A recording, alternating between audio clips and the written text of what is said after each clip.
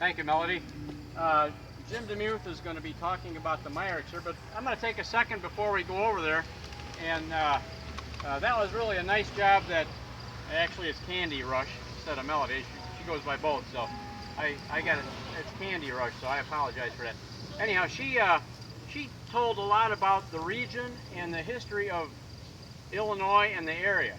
We're called the Crete Area Historical Society because there's a lot of things that encompass what happened in Crete here, and we're, interested in, conveying that story also. So, anyhow, if you want to come a little closer, Jim's going to be doing the Myrick family, which is right behind him here. So I'm going to turn this over to Jim. There you go. Okay, I don't have this detailed thing about the Myrick. Myrick's the biggest thing to keep up with is Laura Myrick had a terrible drowning. That was the daughter of Ulysses and Clorinda. Clorinda and Ulysses Myrick had two daughters, or a daughter Laura, a son Albert. Both of them died pretty young. Albert died at 12 years old, but Laura died in a terrible drowning in the Kankakee River, just east of Foments over in the Indiana side. Went down there for a summer holiday, beginning of July, and was supposed to come back 12 days later. On the 11th day, she and her Angus Black and her older sister and May Hughes. May Hughes had gone down with her from here. And all four of them went on their own little picnic, and they decided to go in the river, which they were told not to do, and then they ended up in the water, start drop off. Both Agnes Black and Laura Myrick drowned. There was no saving them.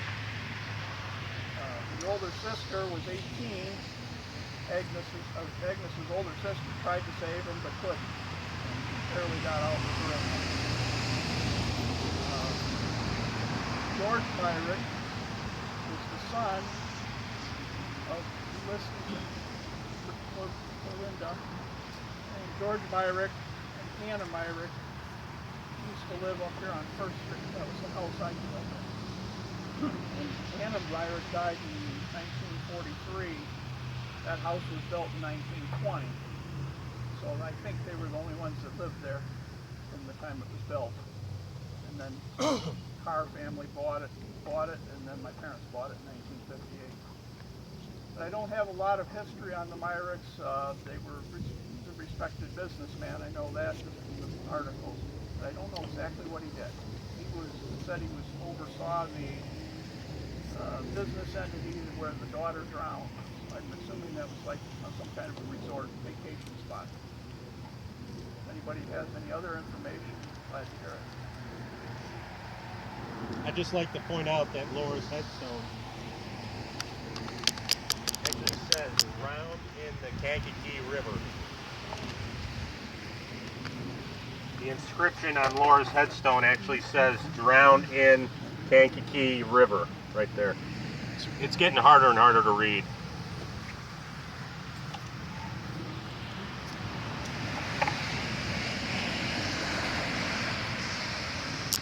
Okay, we're going to jump out of order for a minute here. We're going to go to number 13, which is the Dunlap family. So if you want to walk down the driveway to where the curve starts, we're going to have the Dunlap talk about their family and a little bit of their history too. While you're listening to all these stories and appreciating all the detective work that some of these people are doing, if that's in your DNA, we'd like to have you join the Historical Society. Ed Gensler's waving over there. He's the guy to see if you would like to join the Historical Society. We're an active group with a lot of things going on. A lot of people will probably wonder like when we're walking. Okay, we'll introduce Sue Dunlap here.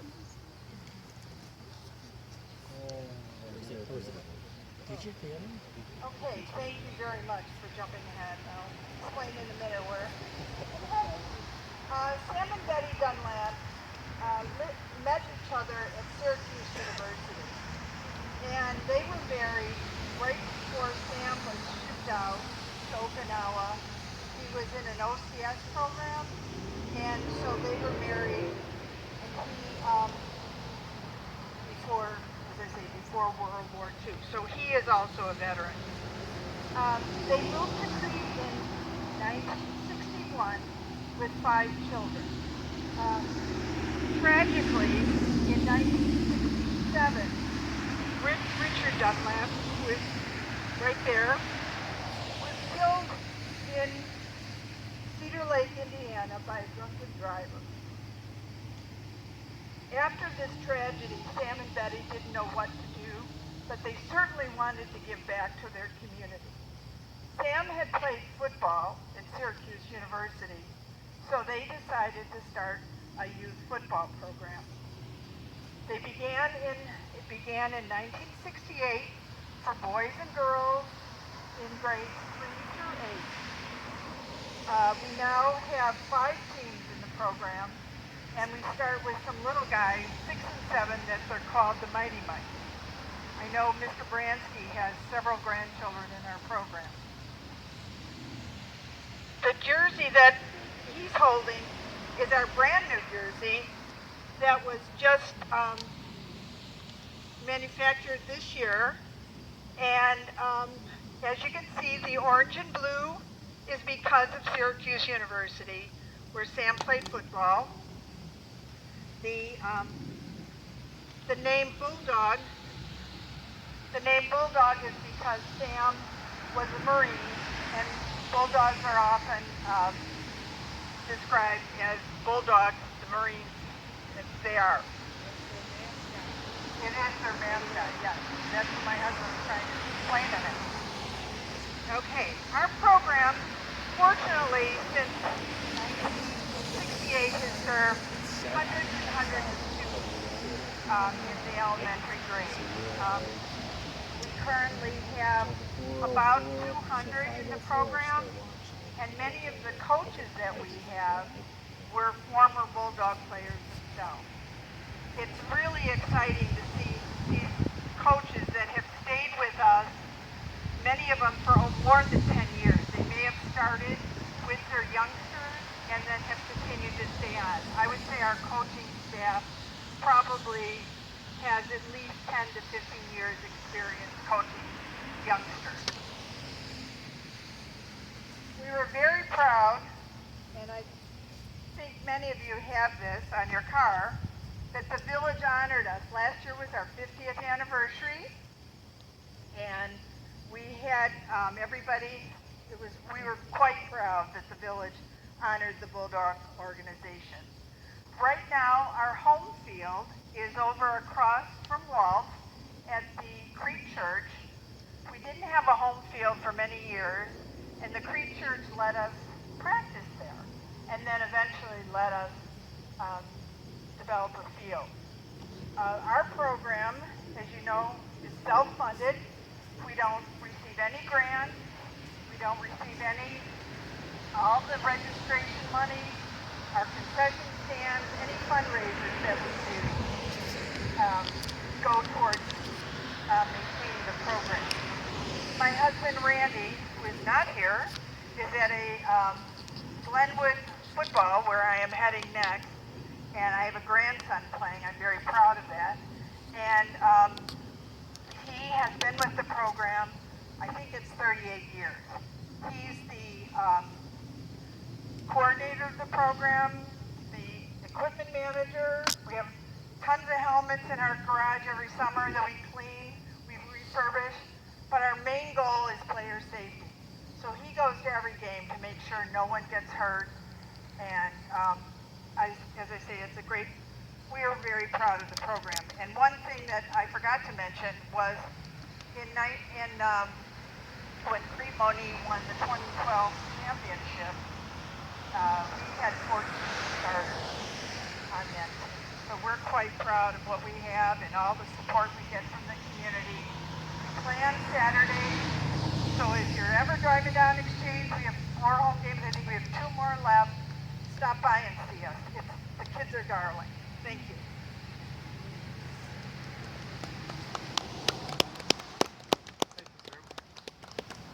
Quite a story.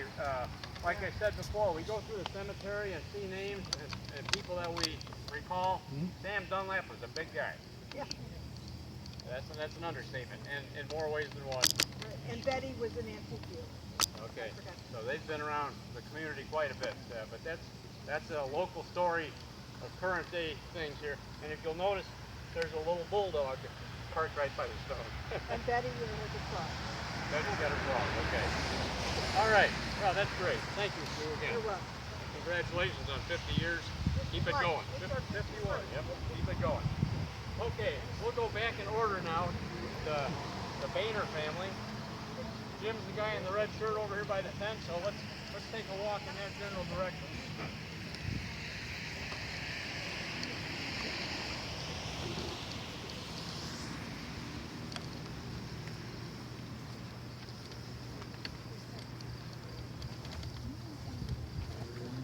Sign up as you're walking by the table here if you'd like. Ed won't let you get past here.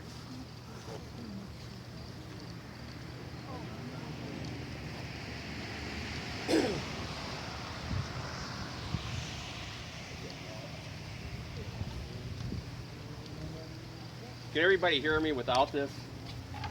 Yeah. Okay. I'm going to just deal with the people from the direct line of the Boehner family here. These, Emma Boehner, who was part of the Clemming lineage, and Emil Boehner are my great-grandparents. The Clemmies, of course, kind of intersected with everybody. As Kim said, it was hard not to marry a cousin at one time in Crete. The Clemmies intersected with many families, including the Dodge family that you heard of. Her brother, Frederick, is buried here also. My great-grandfather was a cabinet maker and did all the marquee and inlay work for the Stager Piano Factory for a number of years on the fancier pianos. Emma grew up on the farm on Clemmy Road, just east of town here. And the direct line of the Clemmy family we have going back to the late 1600s. So most of them did immigrate into the United States, and it spread out between here, Dyer, Kansas, and quite a few in Iowa. One of their children, they had 8 children, is my grandfather over here.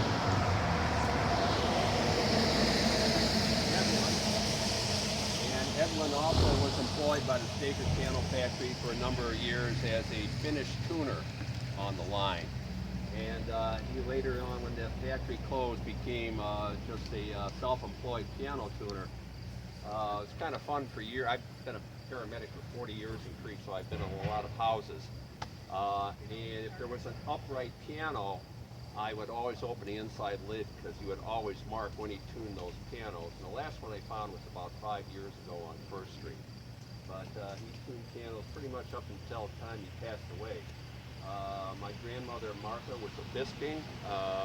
That lineage came from Piatone. And we've got several of my great-grandparents and great-great-grandparents buried in the Piatone cemetery. Part of the Boehner family, like I said, Emil and Emma had 8 kids.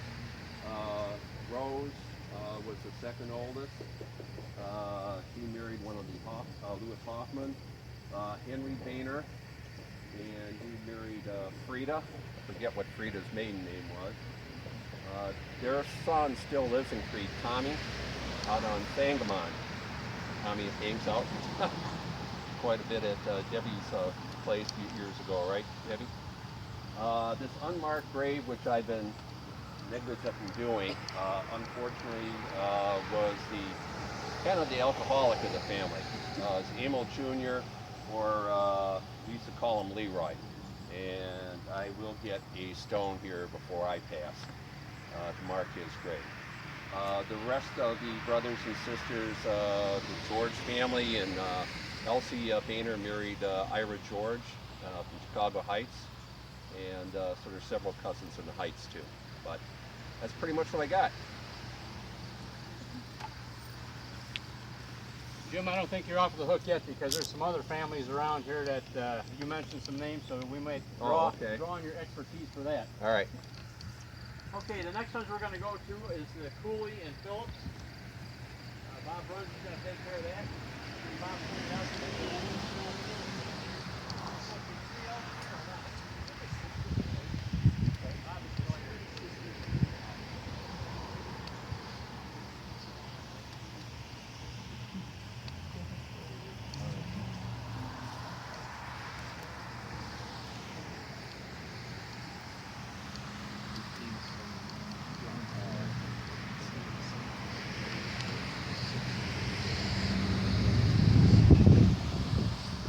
This is the Cooley family.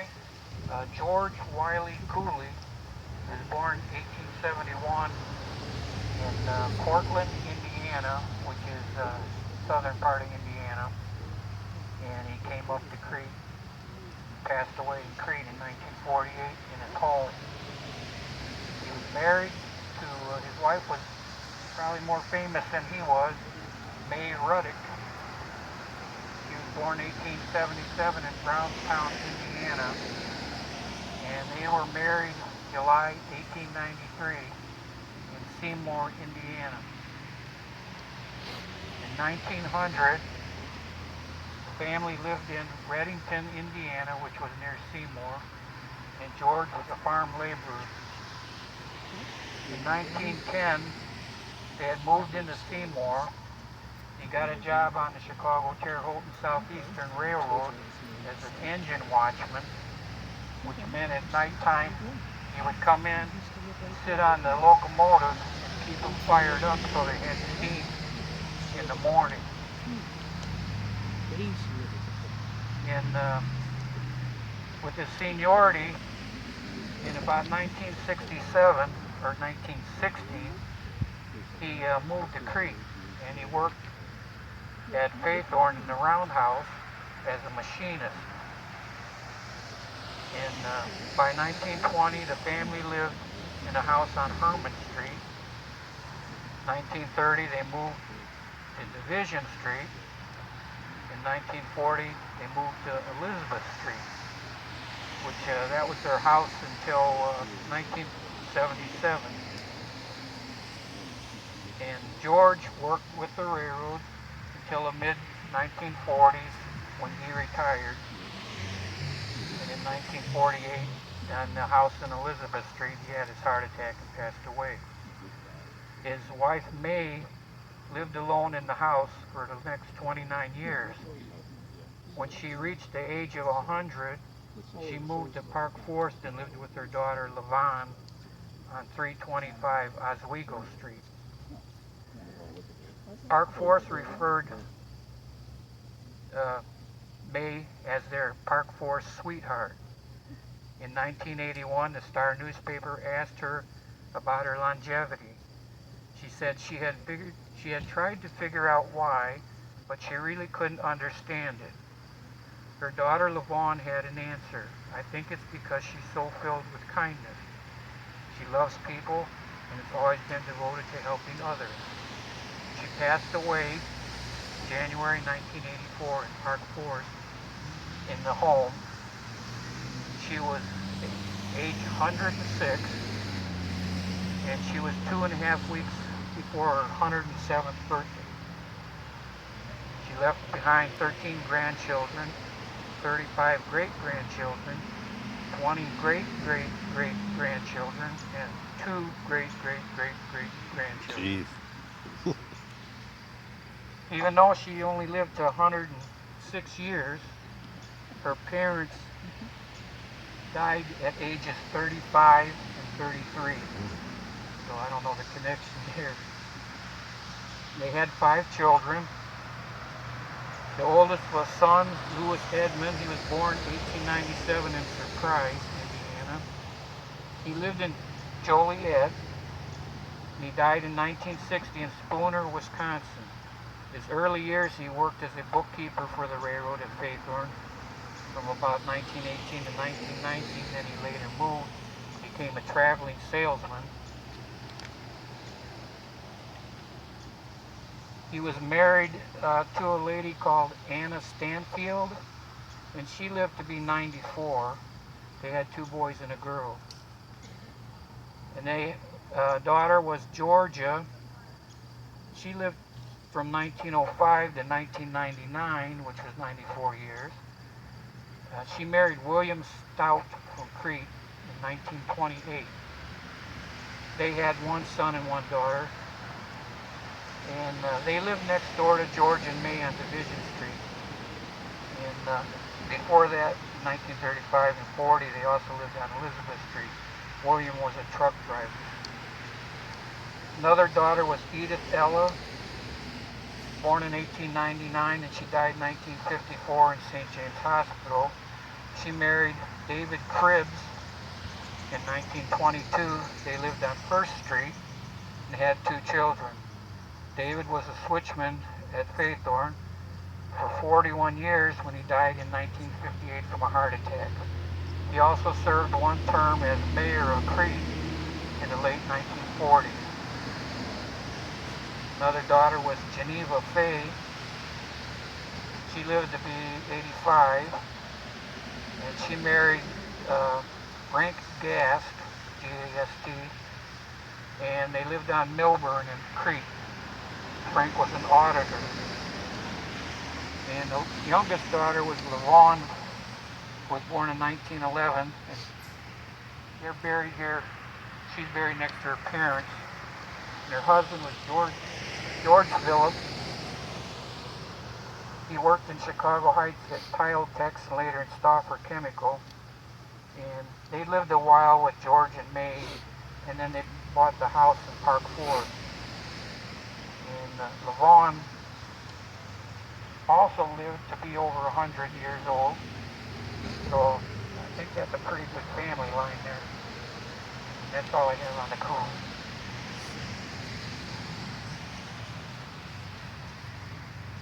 Okay, talking about the Cooleys, Rich, do you remember May Cooley? Very much. You lived right around the corner from her, didn't you? Our garden, Your backyard. yeah, we're together. I remember her 100th birthday celebrated at Methodist Church. Francis Muirhead was maybe in his 80s or something at the time, and his little grandson or great-grandson was in line in front of me to get cake. And he turned to his grandpa and he said, "What did you get 100th birthday party?" And he looked down at the little guy and he said, "I don't know, I've never been to that." So Rich knew May Cooley. She lived by his backyard. He went to her 100th birthday party. Sweetest woman in Crete. Sweetest woman in Crete. So, And I have, you know, we've got proof now that Bob was telling the truth. I have pictures of her in that binder. Bob's got pictures of her in the binder over here. You know, I might mention to you, you know, the Historical Society's got a lot of information that we use to tell stories like this. But probably one of the best resources available today are the Crete Remembered books. We've got some here on the table. They're $10 a copy. I think we've got volumes 3, 4, and 5 here. Volume 1 is Scarce as Hen's Teeth. Volume 2 is not far behind that. But you can see all those at the Crete Public Library. They've got a vast array of books for research that people can look up genealogy or local history. There's a number of other type of documents there. I'll mention one is the Landsman publication. It's a 26-page booklet that comes out about 3 or 4 times a year, written by Howard Piepenbrink. He's on his 88th edition of those. A lot of information about the local history here. Okay, the next one that we've got here is the Domeyer family. And I'm not going to speak specifically to the Domeyers right here. There's a few others buried in the cemetery. But I forgot to bring it today. But there was a guy named Hank Domeyer. He was a policeman here in Crete. And he was kind of the assistant chief to Hans Clausen. If any of you remember Hans Clausen, he was law and order in town here. And probably had a good help from Mr. Domeyer. I've got Domeyer relatives in my lineage, and my great-grandmother was a Domeyer, Louise Domeyer. Her sister was Mary Domeyer, grandmother to, well, she married a guy named Rumsfeld. I don't know if that name rings a bell with any of you, but Donald Rumsfeld was her great-grandson, and he was the Secretary of Defense, I believe, for the United States here a number of years ago. So we've got some good stories right there. And I've actually got an old scrapbook that the kids would share, and there's a Rumsfeld that's written something to my great-aunt in that book. So anyhow, Domeyer is one of those families around here. There's a couple different strains of Domeyers around here. But they're all kind of intermingled, and maybe they're not intermingled. That's like Piepenbrinks. There's a bunch of us around here. Half of us aren't related to each other, or we won't admit to it, one or the other. Okay, our next topic here is going to go over to Phyllis. He's going to talk about the Easter days and the helm. No one better to tell about Winnie Easter days and so fun.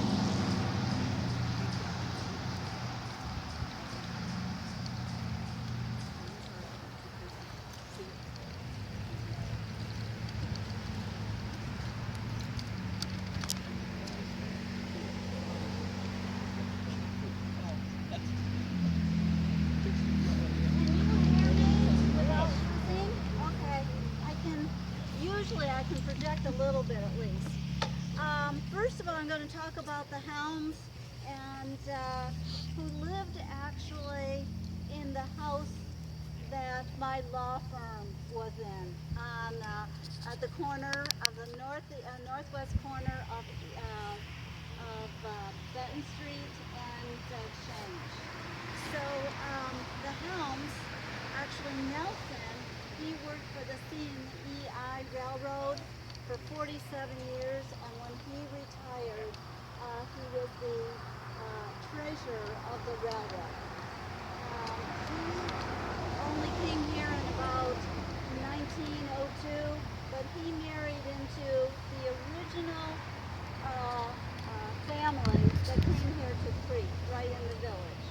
And so I'm going to talk about him a little bit first, then I'll go on about the wood.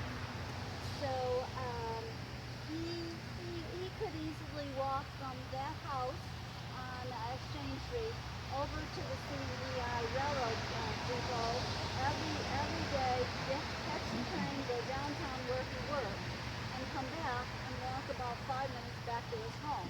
A nice commute. But he also was a very community-oriented person. He was a village trustee for a number of years, and he was also on the school board. I'm not sure if he volunteered to do that or his wife said, come on, you got to get with our family and everything. His wife is Helen Wood Helm, and she grew up in Crete, lived here all her life, and it was her grandparents, Willard and Diantha Wood, who were the co-founders of the village of Crete in 1836. So her grandparents, I think she had a real legacy to follow through. And so they married in 1908, and they had 6 children. And they moved in to the house because her mother and father lived there, and her mother and father, William Wood and Elvira, lived in the Woods Hotel at the southeast corner of Main and Exchange. The Woods Hotel that was built by Willard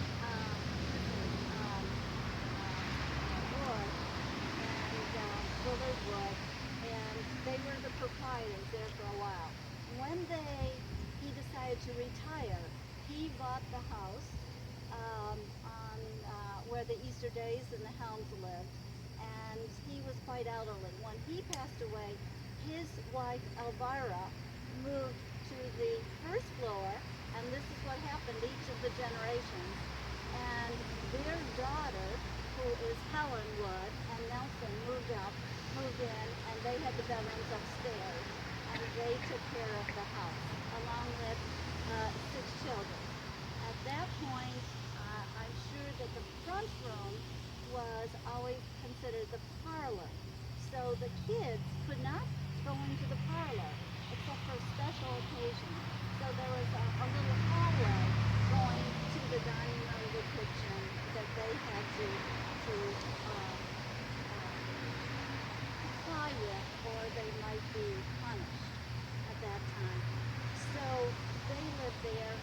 the Easter days lived there afterwards too. Helen Wood is also a community person, and she was the first president of the Crete Elementary. At that time, Crete, it was the public school here in Crete, and so she was the first president of the PTA for the community. She also was the president of the Crete Women's Club, and of course her daughter also became the president of the Crete Women's Club too, following her mother's, Winnie following her mother's footsteps. Now that home, you may see the inside of it on TV on September 25th, because Chicago Fire, I've never seen that show before, but they asked permission and they filmed part of that episode. It's going to be on September 25th. I heard it was CBS. In that house. NBC, okay, thank you very much. So they filmed it, but they changed the dining room into the doctor's office. So when you see it, it will look like a doctor's office and no longer a law office too. So that should be interesting. And or if you want to go to the President Attorney's office, you can see it as it really is as a law office too. Now I'd like to go to Winnie Easter Day and Donald Easter Day. Winnie is the more famous of the two of them. But Donald, when he married into the family, he also made contributions to Crete. He was elected for a term to the Will County Board, and he also was a trustee for the village and a fireman, and so he made a number of contributions too. And they themselves, when Winnie's father passed away, that they moved back into the house, and mother moved back to the first floor, and Don and Winnie Easter Day moved with their bedrooms upstairs. It actually was expanded when Winnie passed away. The people that bought it from her estate had McDrilling Wright had a dry goods store, so the village of Crete made them build the connection from the kitchen over to the garage, because they said that you have to connect the garage to the main building.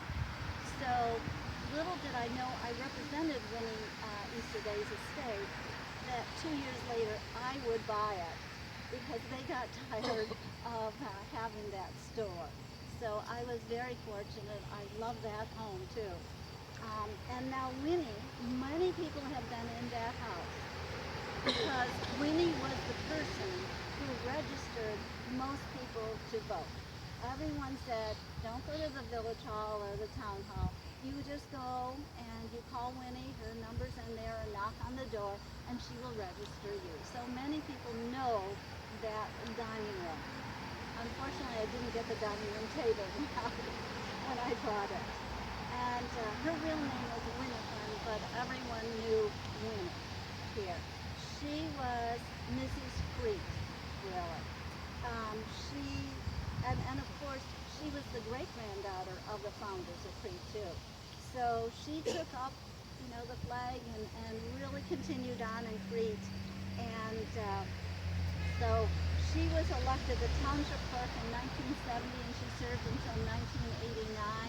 She, in fact, had her clerk township office in her home, and she convinced the town hall to pay her then to have her office, even though there was a town hall. So she had it until maybe about 1986 or so, when they said, no, you have to have your office in there. And she said, I'm still going to have it in my home. And they said, we're not going to pay it. And she said, okay, but I'm still going to have it in my home. So she was a super wonderful person, very involved in everything. She was part of the fire department auxiliary. She was president of that at some point. She was president of the Crete Women's Club at some point. She was co-chair of the Crete's 125th celebration of the founding in 1961. She was a volunteer of the year for all Illinois women's clubs in the early 1980s too. So she received that honor. She was also worked at the Mantino Veterans Home too. She was one of her most important things that she was very proud of was being a good part of the Crete Park District. The Park District was always part of the land was donated to the village. The village actually owned it, and then in 1957 they said, well, we don't want to maintain it anymore. So they then said, okay, you need to, there's an election for commissioners of the Park District. And so she became one of the first 5 commissioners of the Park District. She was very instrumental in doing a lot of things for the park, but at that point, until the late 1960s, those commissioners were elected, but they were the ones that had to do the work. So they had to say, hey, you're my friend, won't you come and help me? They did all the work around it. And she was very instrumental in also saying, we need a building for the Park District. So in 1976, they finally got their Park District. And of course, what do you think it was named? Willard Wood Park District Building. She served as president then of that, the Park District, until 1981 for 24 years. And after she passed away in 1994, they named the big room the Easter Day Room in her honor. So she was definitely a very big part of Crete history and all the things that go on around our community. I think that's her sister. That house? No, that grave. Oh. I think Millie I'll yell. Buchanan Okay. Is that all right? Morgan Yeah. All right. was her sister. I'm Debbie Buchanan Bockert. Currently, I am your Village of Crete clerk. So, I think I don't have any family members that have been in the village in that capacity, but I'll tell you a little bit about the Buchanan family. The house is on Main Street at 1464, and I have lots of fond memories of playing in that yard, especially when we used to have the Labor Day gatherings, was it? We'd have my cousins, I had 2 cousins that would come and we would have a great time together. So let's talk about my grandparents, who were the owners of the house on Main Street. My grandfather's name was Alexander Buchanan. He was Scottish. And when I looked back on some ancestry that I have, there were like 3 more Alexander Buchanans before him. It kind of blew my mind. And he married Anna Poulsen. And she was Swedish. Now, my grandmother, being a Poulsen, had the lineage of the Poulsens who happened to be here in Crete. And he came from, my great-grandpa came from Stirling, Scotland.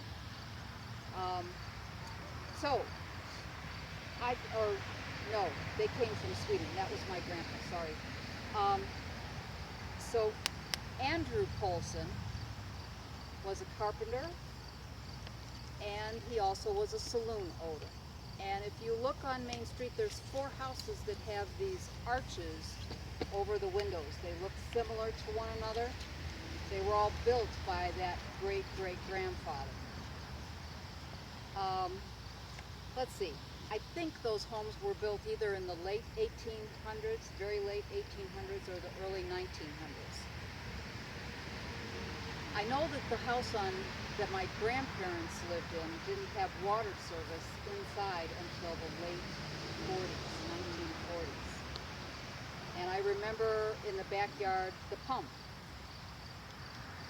and the metal cup and drinking out of that. Pumped really hard. I was little, so that was really hard, and I'd hang on it to try to get it to work. Somebody would come and rescue me so I could have a drink from the well. My grandfather worked at the Steger Piano Factory, which you guys have heard about, and I believe he was an action man. I have a couple pieces at home, and I guess I should have brought one of those. It was really neat to see those, but I have his tools from when he would tune the piano, and then my uncle worked there a bit too. I honestly don't know what he did, and he lived with my grandparents all his life. Except for the time when he was in the war, he was always here. And Jim? He also did veneer work. Yes, he did at Steger. At the factory, yeah. And I have furniture that he's made. I have a roll-top desk. I have other tables, and he loved making inlay. It was really amazing. He was a craftsman. He was most generally a carpenter all of his life, but he always took care of my grandparents. So a couple of memories that I had, the one I already told you about, the pump. The other one was the little room up at the top of the stairs off a bedroom where I got to play. I always thought it was like a fairy tale because it was a little door that we would go through, and I was little and I still would duck to get in that door, and we'd go in there and play with the dolls and the spiders and whatever else was in there. Lastly, I want to talk to you about my uncle, who I don't think he worked for many people here in town, but he did a lot of things for me and my mom and dad. He was amazing. He had in his garage on Main Street a whole setup for his woodworking. And you would walk in there and it would be this crushed stone, dark in color flooring, and it had that different smell to it. And then we'd open the door where my uncle's wood shop was, and he had a wood-burning stove in there. And I remember sitting, and probably Jim does too, sitting on a chair and just watching him turn his lathe and all that sort of thing. And he died in 2003, and I think that was harder getting rid of that than getting rid of the house, when we sold the house, because that had memories for all of us because of his craftsmanship. My dad and my Aunt Lois were also part of this family. My dad owned the John Deere store here in Crete. He owned it for 30 years. Before that, he had numerous jobs, but he was a great mechanic. And my Aunt Lois lived various places at one time. She did live here in the house with her two girls, and that was at the time when the war happened, and my uncle and my dad and her husband all went to World War II. So that's about it. I'm glad to be here in Crete. I was born in Chicago Heights. My dad told stories. Actually, it was my uncle that told the story of how my dad was born here at the house on Main Street. I've been in Crete for 69 years, so yeah. We just intersect. Bob and my dad were best friends. Yeah, that's it. And later on in life, after my dad retired and Bob was getting older, Bob really didn't drive a whole lot. Okay, right. So he would get my dad to drive him to pick up a piece of wood, a special piece of wood that he needed to make furniture. And I remember my dad saying, well, we're going to go pick up a piece of wood. Well, he's gone like 12 hours. Yeah. They went to southern Indiana to get this piece of hard maple that Bob wanted. It was like this by maybe 10 feet long to make a piece of furniture, but that's the type of craftsman he was. I mean, he would search out whatever he needed, he'd find, but they take off on adventures like that. And they have stories to tell. I have a gun that my Uncle Robert made. I shouldn't say that because I don't have it registered. But it's beautiful. No internet, probably no. Oh, they had a network. Yeah. They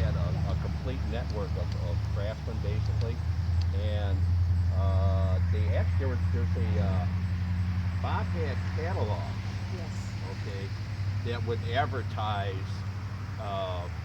people that would cut wood and have it available, and they would get on the phone and discuss it. But he wouldn't buy anything sight unseen. He'd have to drive 12 hours back and forth to get it. Yeah. Great human interest stories there. Very good. Thank you. Bob served also as the cemetery sexton here for years. Oh, that's Mhm. right. Right here? Yeah. You're Did right. a Right.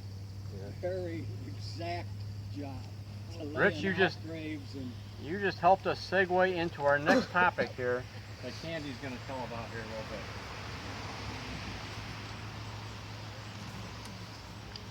Okay, I hope you can hear me. If you're like me, as a kid, I avoided graveyards and cemeteries like the plague. We lived out along Crete along Norfolk Road in unincorporated Crete, but we were in the Staker School District. And so the shortest distance between our house and the school was through the Evergreen Cemetery, which we avoided, but occasionally as kids, well, we dragged our feet and we were late for school. So we'd hit the cemetery running, and we didn't stop until we got to the front door of the school. But after today's presentation, I trust that the next time you have a moment to linger in a cemetery, that you stop and enjoy the artwork of the stonemasons, read the inscriptions, and imagine the lives of those who are buried here. Many may ask you, what is the difference between a graveyard and a cemetery? Some will tell you that a graveyard is usually attached to a church, and a cemetery is a separate, freestanding burial ground. Historians will tell you that the word cemetery wasn't even found in the lexicon until the onset of the rural or garden cemeteries. The first one was so named in France in 1804. Whatever you call it, graveyard or cemetery, they are the final resting place of our loved ones. In America today, we have many types of cemeteries. We have national, we have public, we have private, we have church or religious.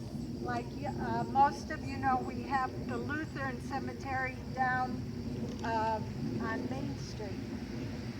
There have been epidemic and pandemic cemeteries, disaster and tragedies, old soldiers and old sailor cemeteries, mental health facilities cemeteries, county poor farm cemeteries, and orphanages.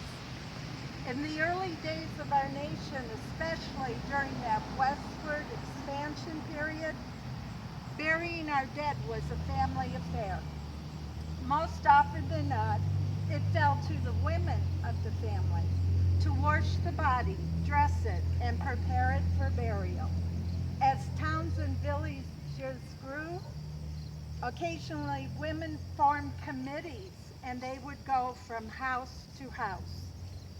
One of the main concerns was the dead had to be buried quickly.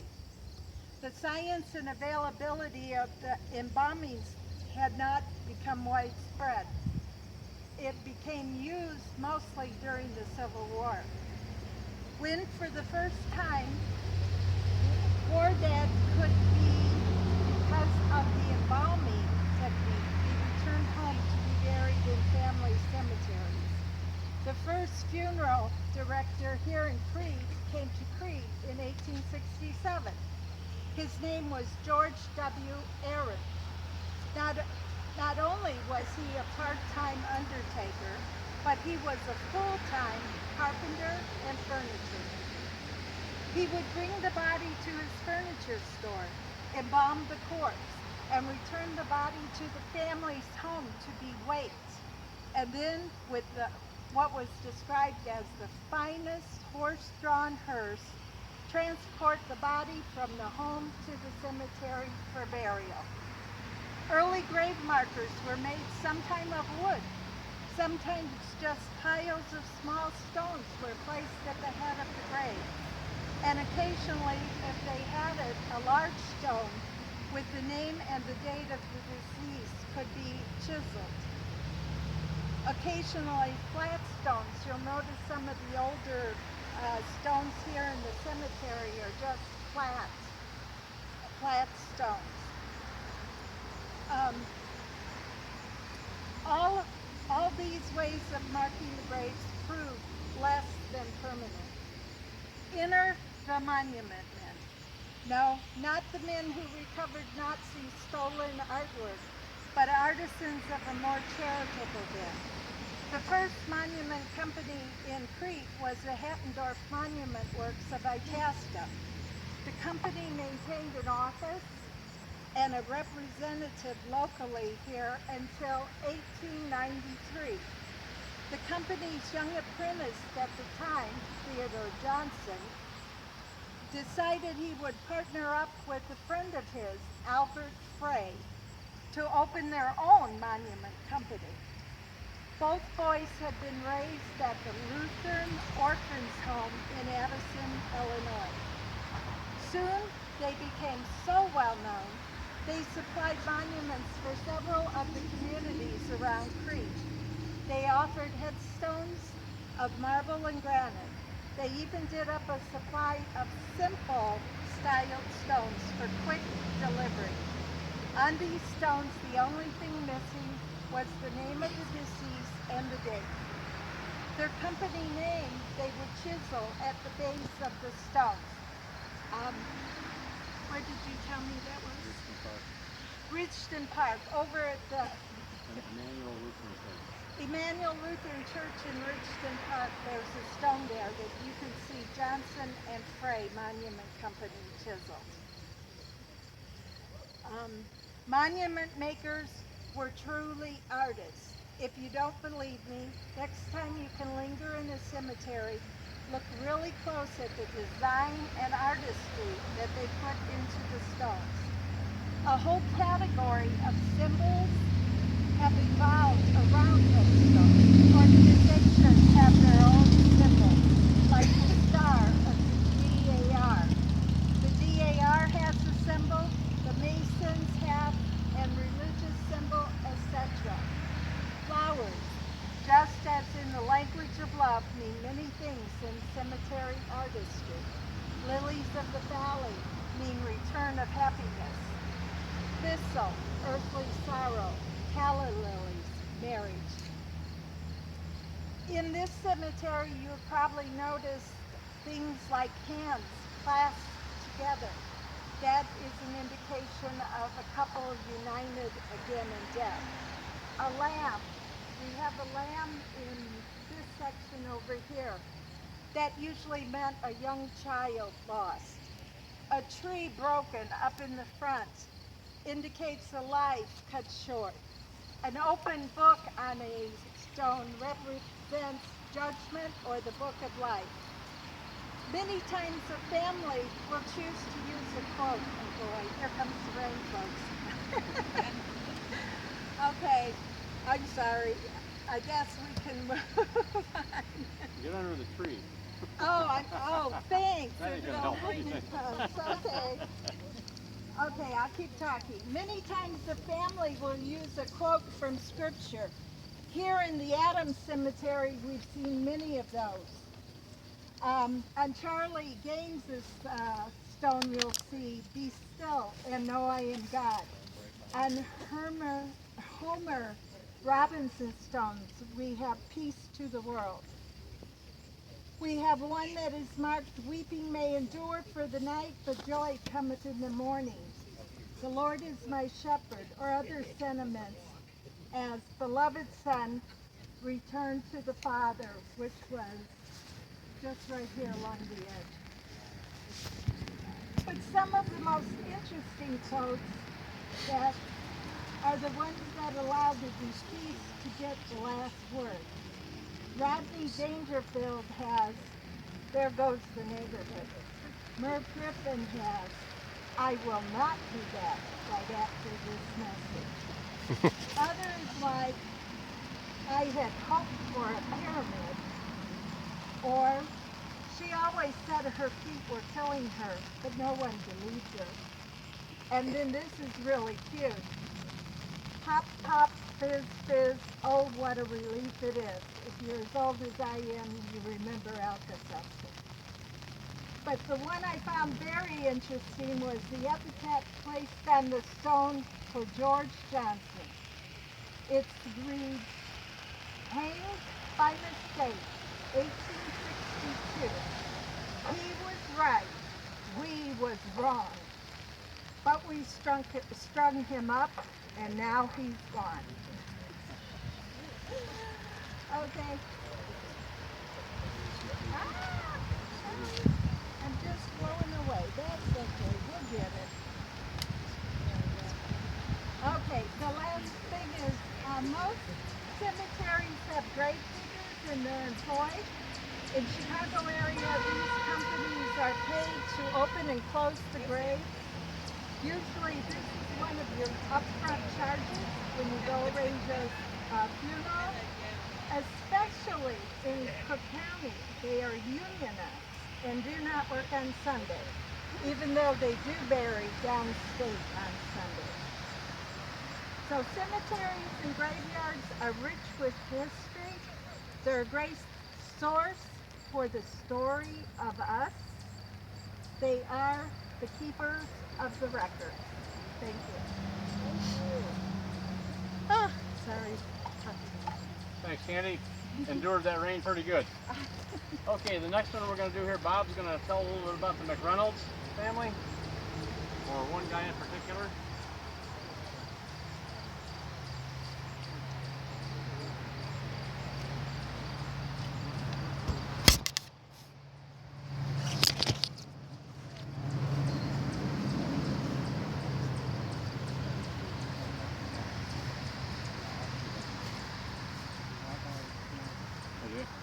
Oh, right here.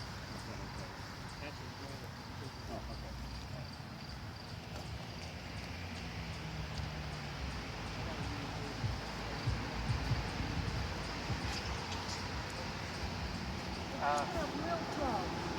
Not very near, so I think we're close enough. Richard McReynolds over here, the red thing. He was born in Clinton, Indiana. His grandfather was Samuel McReynolds, who lived in St. Louis.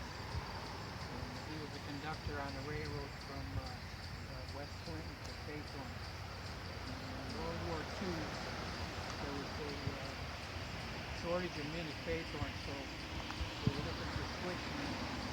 His son, Samuel's son, Darwin, came up to Faithorn in 1941 and started working for the railroad. So he ended up marrying a woman named Charlene Weiss. They lived on a house on Main Street. They were married in 1935. They got divorced in 1940. So Darwin went to Minnesota and worked for the Milwaukee Road up there, but the family still stayed in Crete and lived on Main Street. Richard went to school in Crete. I don't know if he graduated, he was a senior, but he was 17 when he died. And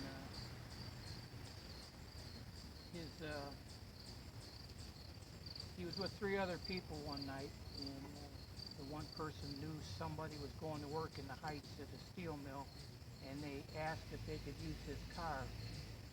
And he said, yeah, well, I'm going to work, drop me off at 11 o'clock and you can have the car. So they dropped him off at the steel mill and they took off in the car. Well, they were driving around in the car, and they were driving down Main Street, and Crete policeman, Crete policeman Ray Hickman saw them driving down